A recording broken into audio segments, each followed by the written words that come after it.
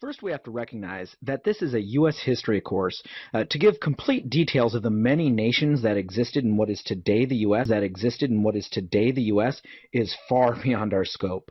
To give you an idea of the diverse cultures that inhabited the land before Europeans arrived, we'll be discussing the cultural groups of Native Americans, not in all of North America, but instead just those within the lower 48. We'll be looking at the following cultural groups: Northeast, Southeast, Southwest, Northwest Coast, and Great Plains. There are a few more groupings, but this is a manageable list which should illustrate how unique these different groups are. First, the tribes of the Northeast. These are the tribes which encountered the Pilgrims. Remember, Columbus never even touched the shores of what is today the U.S., so these people are completely different from those who were first encountered by the early explorers. The tribes of the Northeast lived in the territory from the Atlantic shores to the Mississippi Valley, and from the Great Lakes to as far south as the Cumberland River in Tennessee. The people in this group include the Iroquois and the Algonquin. These tribes relied on each other for a very long time for trade, but also spent a great deal of time as warring enemies. The Northeast tribes cleared forests to plant crops and used the lumber to build homes and make tools. The women of many of these tribes did all of the work with crops, while the men primarily hunted and fished.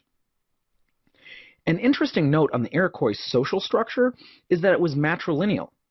This means when a couple married, the man joined the woman's family. After marriage, the man was no longer considered a part of his birth family. This family structure was not completely unique to the Iroquois, but it certainly would have seemed odd to European settlers. The Iroquois League is quite famous because it is believed that the coming together of the 13 colonies was based on the coming together of this group consisting of the Seneca, Cayuga, Onondaga, Oneida, and the Mohawk tribes. The League of the Iroquois was feared by all other tribes of the region. Next, the tribes of the Southeast. The Southeast cultural group stretched from the Atlantic Ocean to the Trinity River in what is today Texas, and from the Gulf of Mexico north as far as points in modern-day Missouri, Kentucky, and West Virginia. The tribes in this group included the Cherokee, Choctaw, Chickasaw, Creek, and Seminole. These are the people who would be referred to by whites as the 5 civilized tribes. They were given this title because many of them decided to adopt customs of the colonists. They are also the people who later were victims of the forced relocation known as the Trail of Tears. The southeastern tribes settled in river valleys. They were first and foremost farmers, with hunting and fishing coming in second as their source of sustenance. They lived in various styles of houses. They included thatched roofs and various styles for the sides.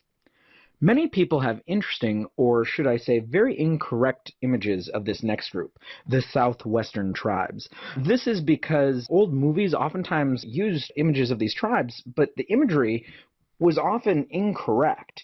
They would use imagery from the Plains Indians because they're so well known. So many films show an Apache family happily standing next to their teepee. This could not be farther from accurate.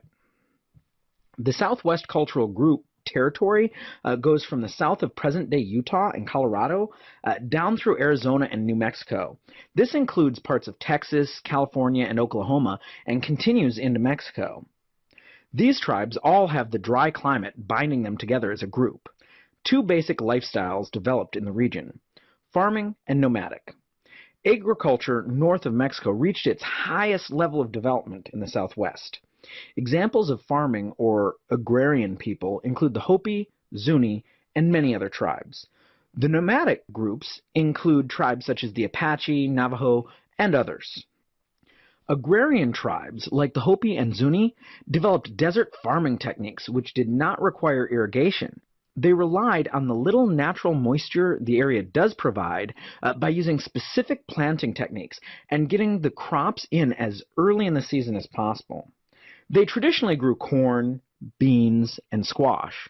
For meat, they also farmed turkeys and did some hunting. Nomadic groups, like the Apache, were hunters and gatherers. The men hunted deer, rabbits, and other game. The women gathered berries, nuts, corn, and other fruits and vegetables. Being nomads, they moved from place to place in search of resources. Interestingly, most in these groups did not eat fish, although fish were plentiful. The Navajo were actually a farming people, and they lived in permanent dwellings, but they had two homes called hogans, one in the mountains and one in the desert. Later, their lifestyle included herding sheep. After the arrival of horses, both the Apache and the Navajo lifestyle became closely tied to riding horses. The Northwest Cultural Group followed the West Coast all the way from Northern California up to the southernmost parts of Alaska.